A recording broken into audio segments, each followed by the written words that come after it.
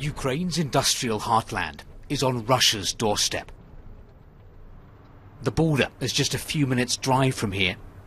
After the Crimea, there's concern that this region could be the next flashpoint.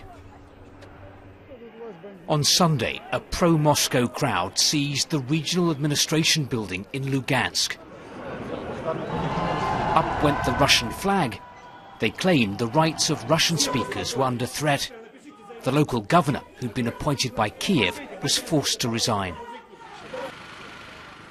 The protesters did eventually leave the building and appointed a people's governor, gas pipe engineer Alexander Kharitonov.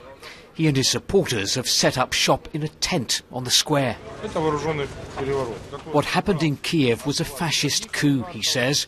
He's prepared to ask Vladimir Putin to intervene to protect Russian speakers here.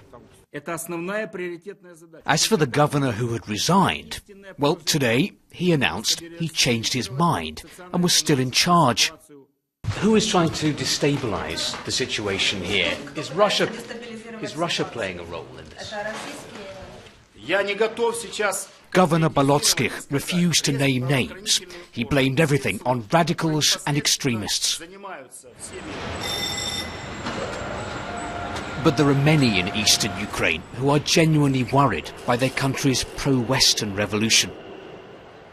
Like many factories in this region, the Lugansk locomotive plant sells most of its goods to Russia, not to Europe.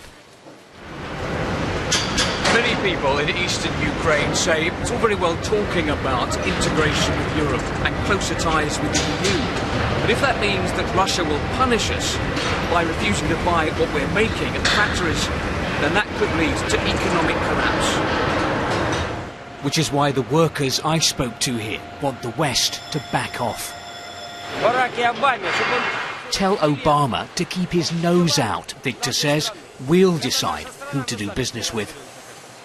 It's fear of losing their jobs which is fueling suspicion of the West. Steve Rosenberg, BBC News, Lugansk.